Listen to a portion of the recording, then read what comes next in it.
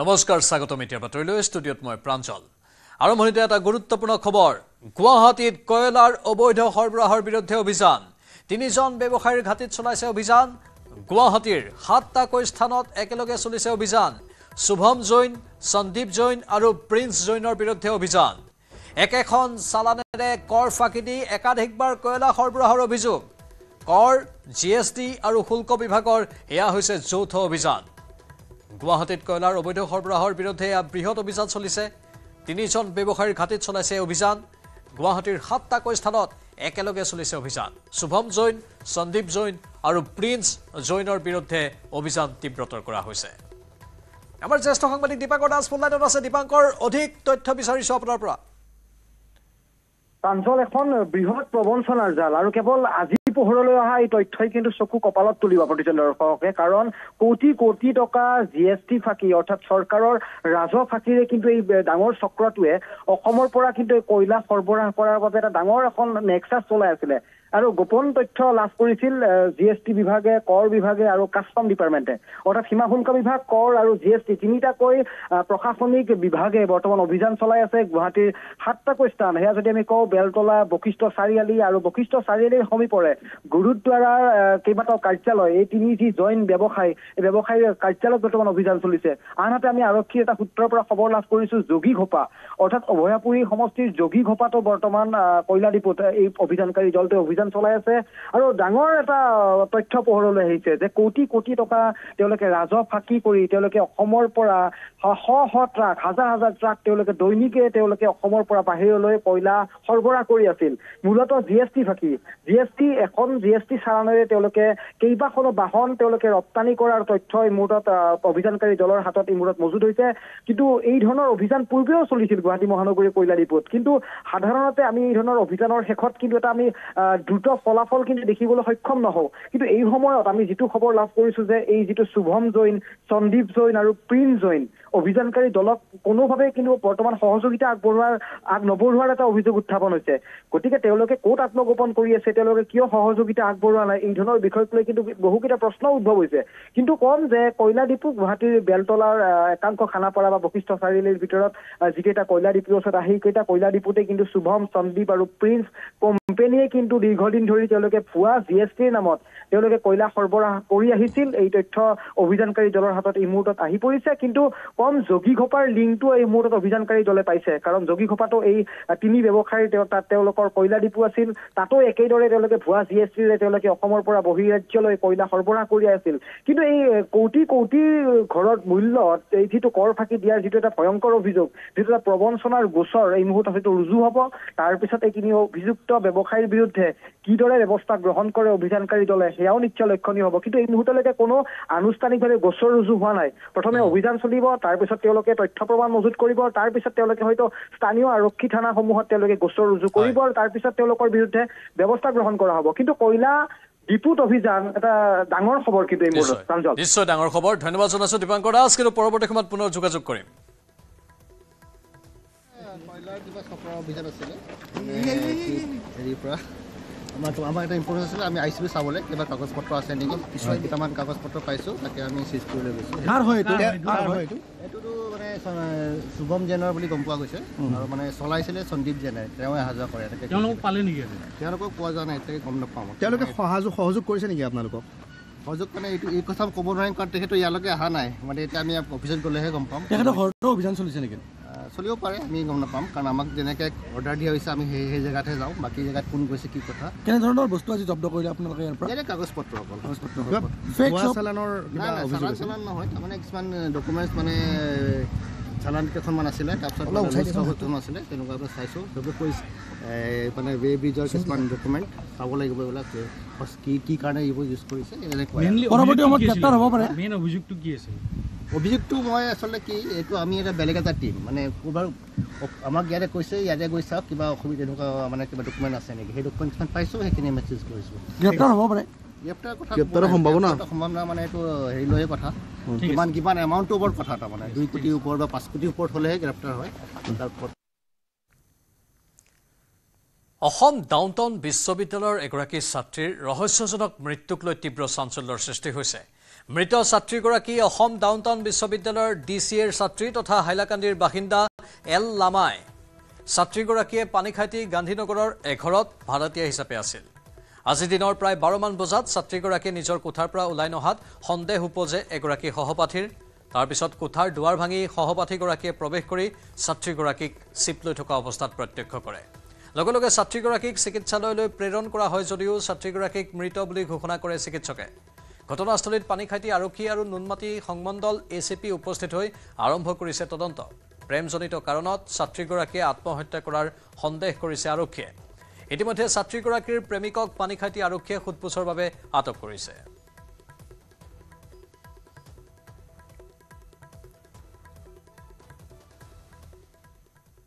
14 মাৰ্চত অসমলৈ আহিব কেন্দ্ৰীয় গৃহমন্ত্ৰী তিনিদিনীয়া ভ্ৰমণসূচীৰে আহিব অমিত শাহ 14 মাৰ্চৰ নিশা দেৰগাঁৱত কটাব অমিত শাহে 15 মাৰ্চত মুকলি কৰিব লাচিত বৰফুকন আৰক্ষী প্ৰশিক্ষণ কেন্দ্ৰ দেৰগাঁৱৰ পৰা মিজোৰামলৈ যাব গৃহমন্ত্ৰী অমিত শাহ মিজোৰামৰ পৰা পুনৰ গুৱাহাটীলৈ উভতিব কেন্দ্ৰীয় গৃহমন্ত্ৰীগৰাকী নিশা গুৱাহাটীত মুখ্যমন্ত্ৰী আৰু ৰাজ্যপালৰে বহিব বৈঠকত 16 মাৰ্চত দতমাৰ এপছুৰ অধিৱেশনত অংশগ্ৰহণ কৰিব কেন্দ্ৰীয় গৃহমন্ত্ৰীয়ে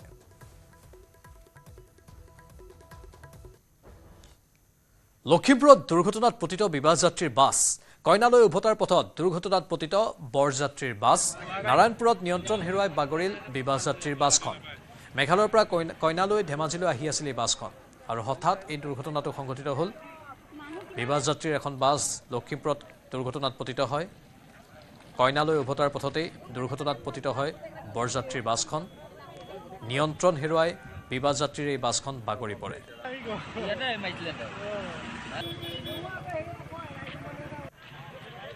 কালি সন্ধিয়াত 4 বজাৰ 20 মিনিটৰ পৰা ওলাইছোঁ আমাৰ মানে ধেমাজিত মানে মেঘালয়ৰ পৰা ওলাইছোঁ মানে আমাৰ মানে ধেমাজিত বিয়া আছে কইনাটো আমাৰ মেঘালয়ৰ আৰু মানে দৰাটো আমাৰ হলো মানে কি ধেমাজিত আমি মানে আজি বিয়া আমি আহি থাকোঁতে মানে এতিয়া এনেকৈ কেনেকৈ ঘটনা ঘটিল আমি নাজানো এইটো ড্ৰাইভাৰবিলাকেহে জানিব কিন্তু আমিতো এতিয়া একো ক'ব নোৱাৰোঁ মানে আমাৰ মানুহতো একো হোৱা নাই মানে চিৰিয়াছলিতো একো জখমটো হোৱা নাই মানে এনেই মানে অলপ মানে অলপ মানে বৃষ্টি হৈছে মানুহটো আমাৰ ইয়াতে 37 মান মানুহ আছে মেঘালয়ৰ পৰা আহিছে আপোনাৰ বিয়া আছে আজি বিয়া আছে কোন জেগাত বিয়া ধেমাজি এক্সিডেণ্ট কেনেকৈ হ'ল গম পাইছে নেকি একো কোৱা নাই কেনেকৈ হৈ গ'ল সাৰ নাপালে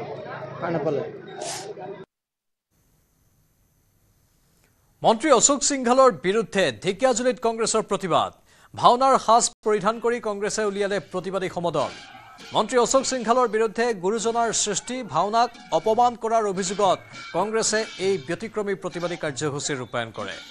মন্ত্ৰী অশোক সিংঘালক মন্ত্ৰীসভাৰ পৰা বৰখাস্ত কৰাৰ দাবী প্ৰতিবাদী কংগ্ৰেছীৰ লগতে অসমবাসীৰ ওচৰত মন্ত্ৰী অশোক সিংঘালক ক্ষমা খোজাৰো দাবী উত্থাপন কৰে অধিক জনাব সাংবাদিক হৰেণ ভূমিছে গুৰুজনাৰ অমৰ সৃষ্টি ভাওনাক লৈ ৰাজ্য চৰকাৰ কেবিনেট মন্ত্ৰী অশোক সিংঘালৰ যি অপমান এই অপমানক লৈ ঢেকিয়াজুলিত কংগ্ৰেছৰ উদ্যোগত প্ৰতিবাদ সাব্যস্ত কৰিছে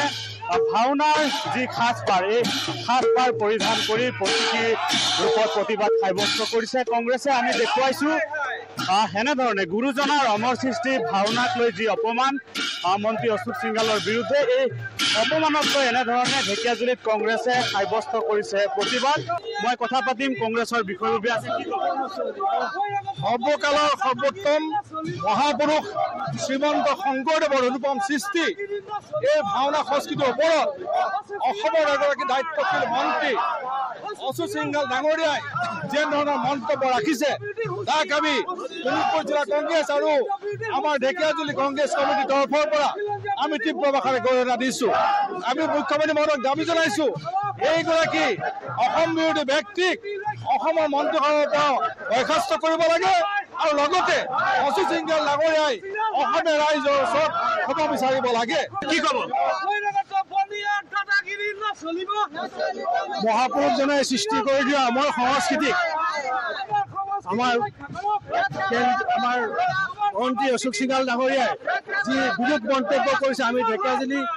ৰাইজে তীব্ৰ প্ৰতিবাদ জনাইছোঁ আৰু তেওঁক সকীয়াই দিছোঁ যাতে ভৱিষ্যতলৈ এনেকুৱা ধৰণৰ কুটু মন্তব্য কৰি অসমীয়া সমাজখন তথা অসমীয়া সংস্কৃতিক অপমান কৰিবলৈ সাহস নকৰে। সেই সুযোগতে অসমৰ মুখ্যমন্ত্ৰী ডাঙৰীয়াক আহ্বান জনাম, তেওঁক অতি শীঘ্ৰে অসম মন্ত্ৰীসভাৰ পৰা বৰ্খাস্ত কৰিব লাগে। যিজন মানুহে অসমৰ কলা সংস্কৃতিৰ বিষয়ে কোনো জ্ঞান নাই তেনেকুৱা এজন মানুহক অসম মন্ত্ৰীসভাত ৰখাটো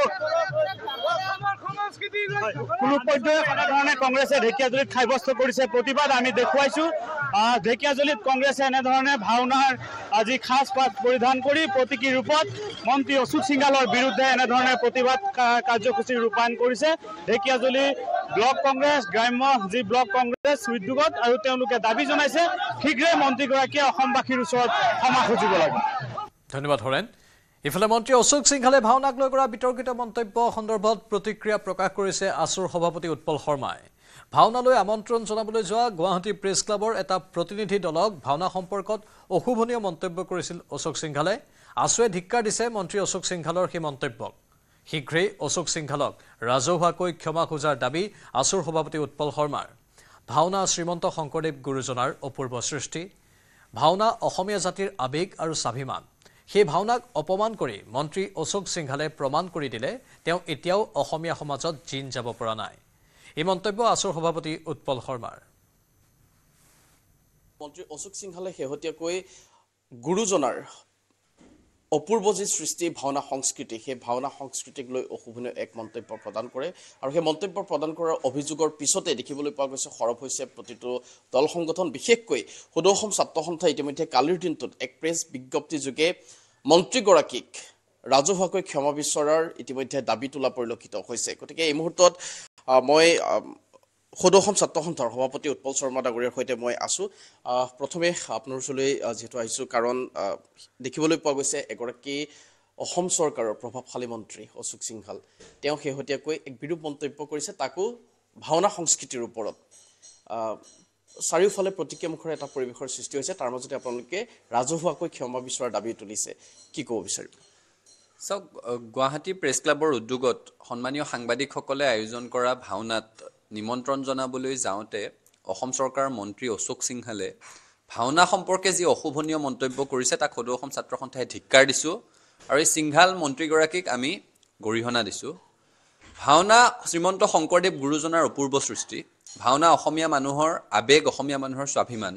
আৰু ভাওনাক অপমান কৰি অশোক সিংহালে এটা কথা স্পষ্ট কৰি দিলে যে তেওঁ অসমৰ সমাজ জীৱনত এতিয়াও জিন যাব পৰা নাই। তেখেতে যিমানেই চেষ্টা নকৰক কিয়, তেখেতৰ মনৰ ভিতৰত থকা অসমৰ খিলঞ্জীয়া মানুহৰ আৱেগ অনুভূতিৰ প্ৰতি যি অশ্ৰদ্ধা,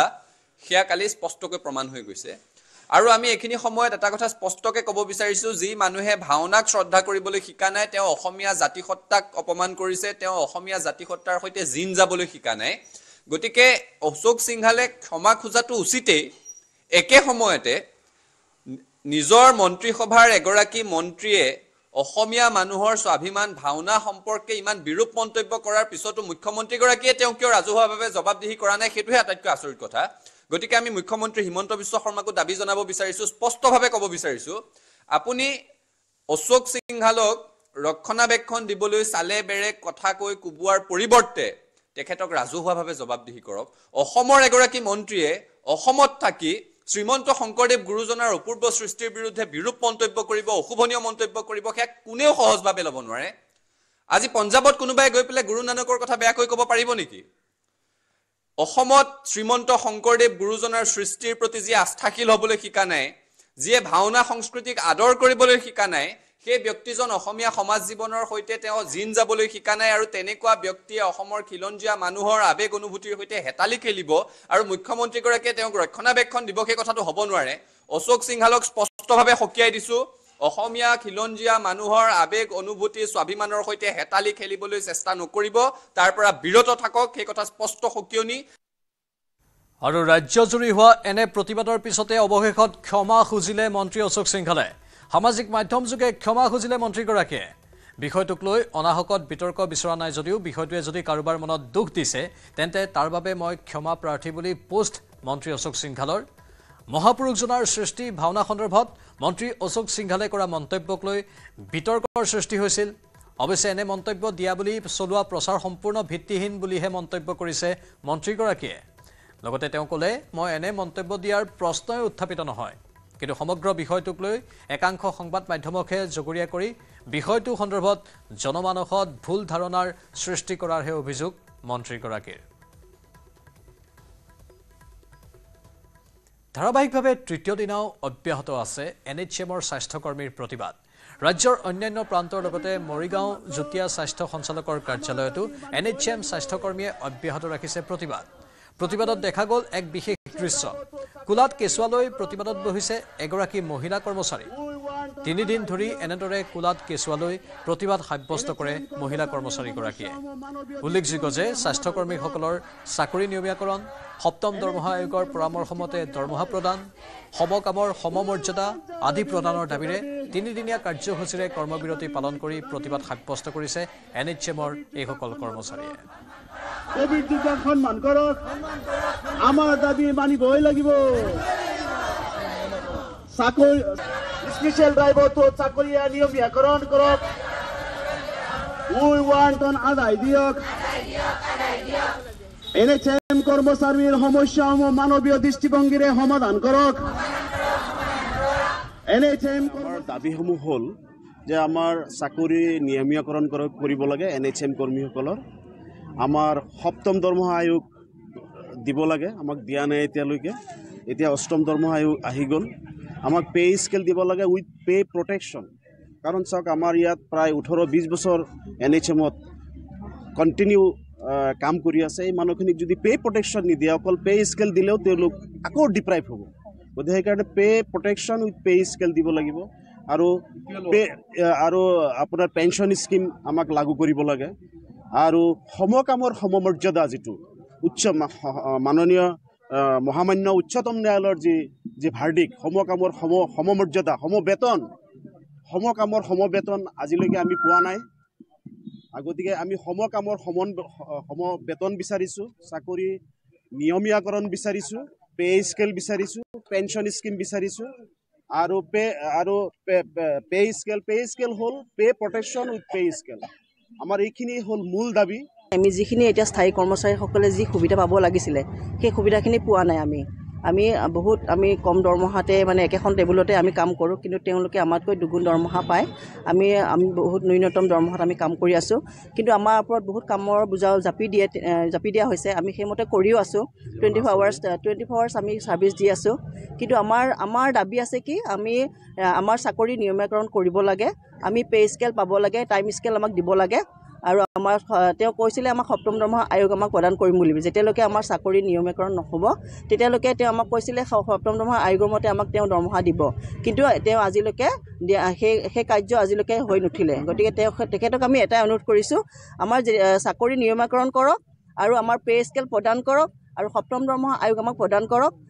আৰু পেঞ্চনৰ যিখিনি আমি পেঞ্চনৰ ব্যৱস্থা কৰিব লাগে স্বাস্থ্যকৰ্মীৰ ধাৰাবাহিক প্ৰতিবাদত স্থবিৰ প্ৰায় চিকিৎসা সেৱা 4 মাৰ্চৰ পৰা NHMৰ অধীনৰ চিকিৎসক তথা স্বাস্থ্যকৰ্মীয়ে অব্যাহত ৰাখিছে কৰ্মবিৰতি দীৰ্ঘদিনে বঞ্চিত হোৱাৰ অভিযোগত প্ৰতিবাদ সাব্যস্ত কৰে স্বাস্থ্যকৰ্মীসকলে নলবাৰী জিলাতো হাতে হাতে প্লেকাৰ্ড লৈ স্বাস্থ্যকৰ্মীৰ এই কৰ্মবিৰতি 4 মাৰ্চৰ পৰা নলবাৰী মেডিকেল কলেজ হস্পিটেলৰ চৌহদত সাব্যস্ত কৰে প্ৰতিবাদী কাৰ্যসূচী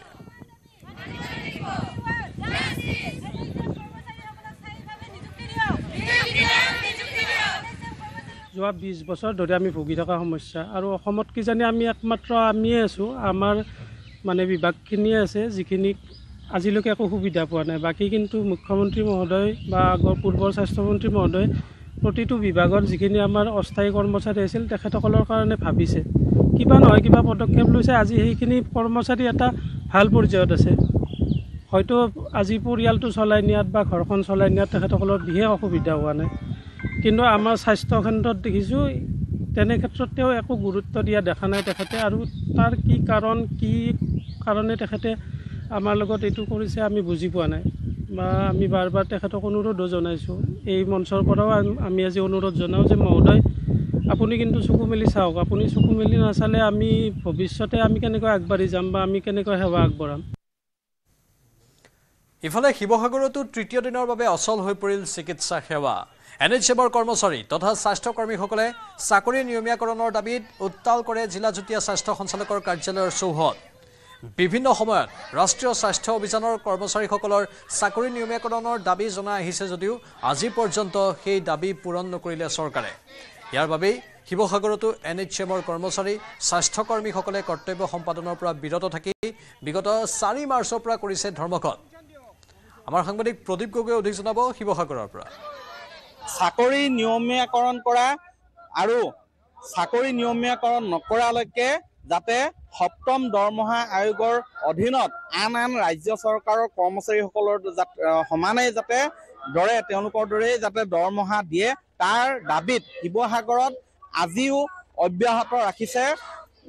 NHMৰ কৰ্মচাৰী তথা স্বাস্থ্যকৰ্মীসকলে প্ৰতিবাদী কাৰ্যসূচী। আজি অন্তিম দিন, মই দেখুৱাইছো আজি অন্তিম দিনা ৰাষ্ট্ৰীয় স্বাস্থ্য অভিযানৰ কৰ্মচাৰীসকলে উত্তাল প্ৰতিবাদ তেওঁলোকে সাব্যস্ত কৰিছে। এই অৱস্থান ধৰ্মঘট কাৰ্যসূচী আজি 3 দিন ধৰি চলি আছে। আজি অন্তিম দিন। আজি অন্তিম দিনাও শিৱসাগৰ জিলা যুটীয়া স্বাস্থ্য সঞ্চালকৰ কাৰ্যালয়ৰ চৌহদত এনেধৰণেই তেওঁলোকে কৰ্তব্য সম্পাদনৰ পৰা বিৰত থাকি ইয়াত অৱস্থান কৰিছে আৰু হাতে হাতে প্লে কাৰ্ড লৈ তেওঁলোকে ক্ষোভ প্ৰকাশ কৰিছে, তেওঁলোকৰ দাবীসমূহ উত্থাপন কৰিছে। মই জানিব বিচাৰিম তেওঁলোকৰ ইয়াত দাদা কি ক'ব? আজি আমি দুখিত। আজি 3 দিন ধৰি আমি কৰ্মবিৰতি কৰি আছো, কিন্তু চৰকাৰৰ ফালৰ পৰা কোনো ধৰণৰ সঁহাৰি পোৱা নাই। আমি স্বাস্থ্যকৰ্মী হিচাপে বহুত দুখিত। আমি হস্পিটেল ডিউটি কৰিব লাগিছিলে, কিন্তু আমি আজি ইয়াত বহি 3 দিন হৈ গ'ল। চৰকাৰী পক্ষৰ মানুহ নোহোৱাৰ কাৰণে আমি বহুতেই দুখিত। আমাৰ কাৰণে বহুত পাব্লিক হাৰাশাস্তি হৈছে। আমাৰ দাবীসমূহ আছিলে চৰকাৰে বিশেষ নিযুক্তি প্ৰক্ৰিয়াৰ জৰিয়তে নেশ্যনেল হেল্থ মিছন আণ্ডাৰত যিমান কৰ্মচাৰী আছে নিয়মীকৰণ কৰিব লাগে, আৰু যেতিয়ালৈকে নিয়মীকৰণ নকৰে তেতিয়ালৈকে আমাক সপ্তম দৰমহা আয়োগ মতে আমাক দৰমহা আদায় দিব লাগে। আৰু সুপ্ৰিম কোৰ্টে যিখন ভাৰ্ডিক্ট দিছিলে যে সমকামৰ দৰমহা দিব লাগে, অতি শীঘ্ৰে অসমত এইটো প্ৰৱৰ্তন কৰিব লাগে। গতিকে আমি আপোনালোকৰ জৰিয়তে স্বাস্থ্যমন্ত্ৰী মহোদয় আৰু আমাৰ CM মুখ্যমন্ত্ৰী মহোদয়লৈ অনুৰোধ কৰিছো, যদি আমাৰ দাবীসমূহ মানি নলয় আগন্তুক দিনত আমি ইয়াতকে তীব্ৰতৰ আন্দোলন কৰিবলৈ বাধ্য হ'ম। হয়, আজি 3 দিনত ভৰি দিলে, আজি অন্তিম দিন। আহিলে নে কোনোবা খবৰ ল'ব? হয়, বহুত দুখৰ বিষয় যে আজিলৈকে আমাৰ চৰকাৰী বিষয়া কোনো এজন আহি আমাৰ ইয়াত উপস্থিত হোৱাহি নাই, আমাৰ কথা শুনাহি নাই। আজি আমি 3 নম্বৰ দিন কৰ্মবিৰতিত আমি উপস্থিত হলোহি, এতিয়ালৈকে আমাক কোনো সঁহাৰি জনোৱা নাই। আমাৰ NHM কৰ্মচাৰী কি দুৰ্দশা হৈছে সেই বিষয়ে যদি কোনো এজন চৰকাৰী বিষয়াই যদি আমাৰ খবৰ নলয়, তেতিয়াহ'লে আমি কেনেধৰণে কাম কৰিব পাৰিম? অতি দুখেৰে আমি জনাবলৈ পাই অত্যন্ত আমি দুখ অনুভৱ কৰিছো যে আমি স্বাস্থ্যকৰ্মীসকলে যিধৰণে আমি ৰোগীসকলক আমি শুশ্ৰূষা কৰিব লাগিছিল, তেনেধৰণে আমি আজি 3 দিন এনেধৰণে বহি থাকিবলগীয়া হৈছে। আৰু এবাৰো চিকিৎসালয়বিলাকত কোনো খবৰ লোৱা নাই চাগে কোনো ৰাজ্যিক বিষয়াসকলে, ল'ব লাগিছিল। আমাৰ অনুপস্থিতিত আমাৰ হস্পিটেলবিলাকৰ কেনেধৰণৰ পৰিস্থিতিৰ সৃষ্টি হৈছে, সেয়েতো আমি অতি দুখেৰে জনাওঁ যে আপোনালোকে এবাৰ আমাৰ এই NHM কৰ্মচাৰীসকলৰ কথা এবাৰ হ'লেও চিন্তা কৰি চাওক যে আমাৰ এই এটা পৰিয়ালৰ বা আমাৰ যিখিনি প্ৰাপ্যৰ পৰা আমাক বঞ্চিত কৰিছে 7 পে স্থায়ীকৰণৰ, এইবিলাকৰ কথা আমাৰ অতি সোনকালে আমাক আমি মানি লওক। আমাৰ দুখ বেদনা আপোনালোকে বুজিবলৈ চেষ্টা কৰক। আৰু বাতৰি এইখিনিতে সময় হৈছে চমু বাণিজ্যিক বিৰতিৰ।